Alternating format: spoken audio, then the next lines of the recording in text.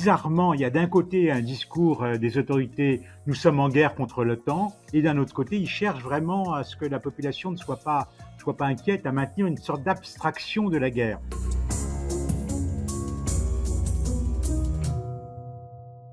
Chers amis du Dessous des cartes, voici une leçon de géopolitique, une interview carte sur table en lien avec l'actualité internationale. Aujourd'hui, une leçon de diplomatie avec vous, Pierre Lévy. Bienvenue. Bonjour Émilie Aubry, merci pour votre invitation. Merci d'être en ligne avec nous. Vous avez été ambassadeur de France dans la Russie de Vladimir Poutine entre janvier 2020 et août 2024, c'est-à-dire que vous étiez en poste à Moscou au moment de l'invasion russe à grande échelle de l'Ukraine et vous en avez fait un livre passionnant qui vient de paraître aux éditions Talendier, Au cœur de la Russie en guerre. Alors aujourd'hui, vous vivez à Paris et je me suis demandé, est-ce qu'il vous arrive souvent de penser à tous ceux que vous avez laissés à Moscou et comment vous pensez à eux précisément ?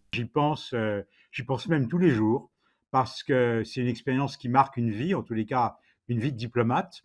J'avais une équipe formidable et puis c'est une équipe qui s'est réduite au fil du temps parce qu'il y a eu beaucoup d'expulsions de mes collaborateurs au printemps 2022 en réponse à nos mesures d'expulsion. Simplement, nous expulsions des Russes qui travaillaient à autre chose sous couverture diplomatique, ce qui n'était pas le cas de mes collaborateurs.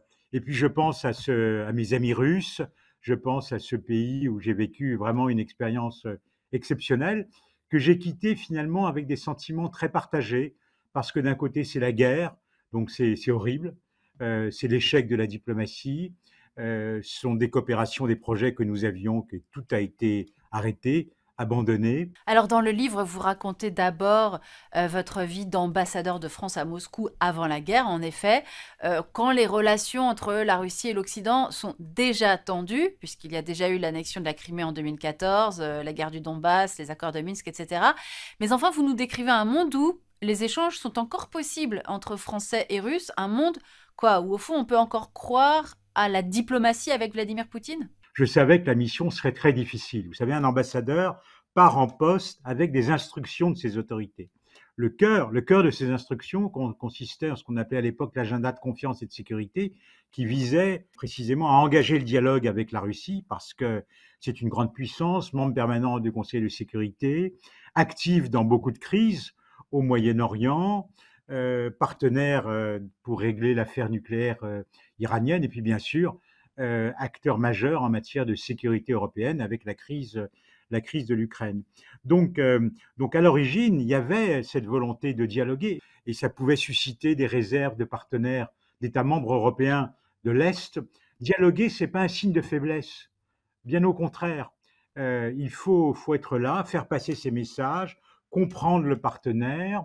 On entend bien évidemment votre défense de la diplomatie et du dialogue diplomatique jusqu'au bout, mais malgré tout, comment est-ce que par exemple vous avez lu le livre de ma consoeur du monde, Sylvie Kaufmann, qui dans son dernier ouvrage, Les Aveuglés, pointe tous ces responsables européens, en effet, politiques, diplomates, qui n'ont pas voulu voir ce que d'autres avaient parfaitement compris, les États baltes notamment, c'est-à-dire qu'en gros, depuis la Tchétchénie, la Géorgie, la Crimée, Poutine poursuivait très clairement, explicitement, un projet néo-impérial, lui qui, au fond, on le sait, ne s'est jamais remis de la fin de l'URSS. Est-ce que vous avez eu le sentiment de faire partie de ces aveuglés ? Je crois que nous avons été assez lucides sur beaucoup de points, sans imaginer, il faut le reconnaître, ce qui arriverait là, c'est-à-dire une invasion à grande échelle. Mais je me souviens très bien, parce que j'y étais, de ce discours de Vladimir Poutine à la conférence sur la sécurité de Munich en 2007, dans lequel il a été très clair. Nous ne voulons plus de ce monde. Il visait bien évidemment ce qu'il appelait l'hégémonie américaine. Et puis ensuite, vous vous souvenez qu'il y a eu toute une série d'événements, la guerre avec la Géorgie, juste avant d'ailleurs un compromis un peu boiteux au sommet de l'OTAN à Bucarest en 2008. Il y a eu ensuite des propositions qui ont été mises sur la table par Medvedev, qui était alors président de la Fédération de Russie, sur une nouvelle architecture de sécurité européenne. Puis ensuite, l'affaire ukrainienne avec les efforts diplomatiques et le processus dit de Normandie.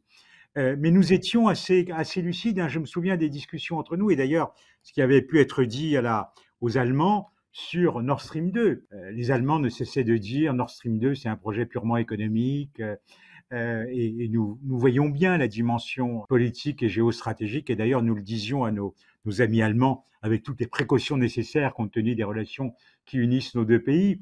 Monsieur l'ambassadeur, est-ce que vous pouvez aussi maintenant nous raconter, comme vous le faites très bien dans le livre, cette nuit de février 2022, où au fond votre vie de diplomate bascule, où l'on vient vous secouer dans votre lit en vous disant c'est la guerre? Les quelques jours précédents ont été très, très, très inquiétants puisque le 22 février, Vladimir Poutine signe décret de reconnaissance des républiques de la DNR et la LNR, Donbass et Lugansk. Il y a cette session du Conseil de sécurité, vous savez, qui restera aussi dans les annales. Des réfugiés qui commencent aux alentours du 20 février à quitter le Donbass. Tout ça avait l'air assez organisé. Hein, on voyait des bus qui les prenaient, les accusations de génocide. Et donc, on voyait bien la tension qui montait. Et nous, dans nos modèles, dans nos scénarios, il y avait celui d'une sorte de fausse opération de maintien de la paix, c'est-à-dire de troupes russes entrant dans le Donbass à la demande des autorités, entre guillemets, locales, mais certainement pas une invasion à grande échelle. Et puis, il y a eu des propos du porte-parole du Kremlin, Dmitri Peskov, le soir à une heure très inhabituelle. Et donc, nous étions en alerte. Je dors pas beaucoup, mais je dors profondément. Et ma conseillère de presse et de communication qui était de permanence, a essayé de me réveiller. Je ne décrochais pas. Et un gendarme est rentré dans ma chambre pour me dire, Monsieur l'ambassadeur, c'est la guerre. Voilà. Puis après, tout a Tout a embrayé. basculé. Est-ce que vous faites partie de ceux qui ont été sidérés par ces images de chars russes avançant vers Kiev? Est-ce que vous avez cru réellement à ce moment-là, ce matin-là, à la prise de l'Ukraine?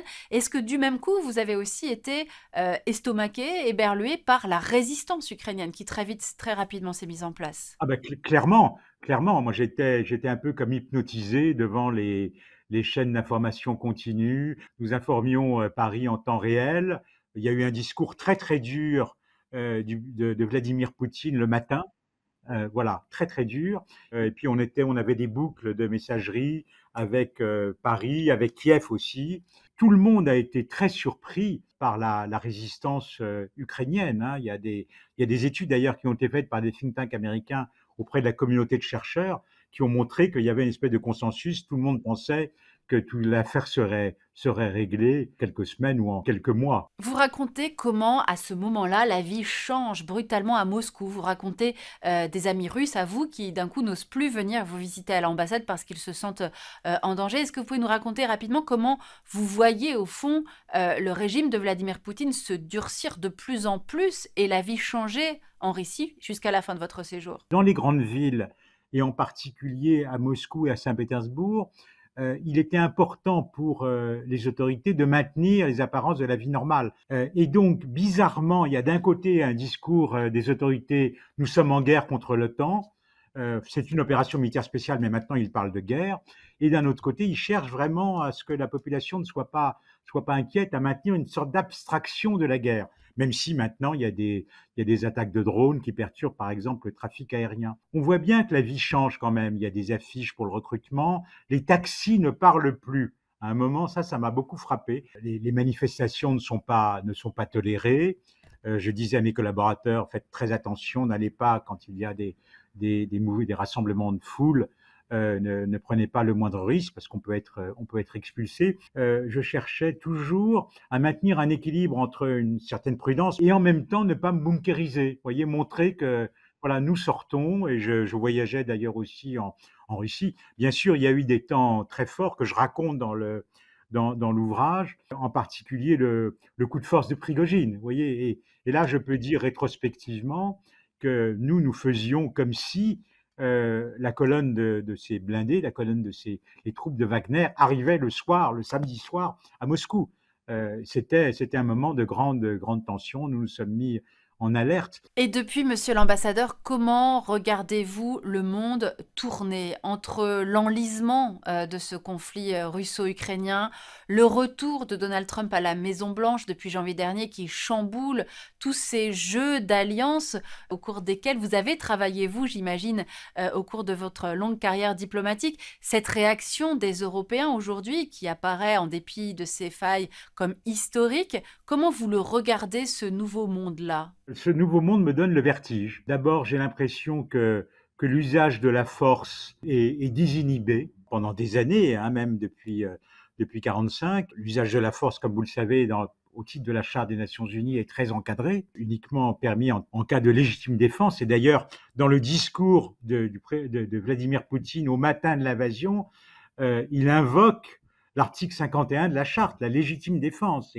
C'est très très intéressant.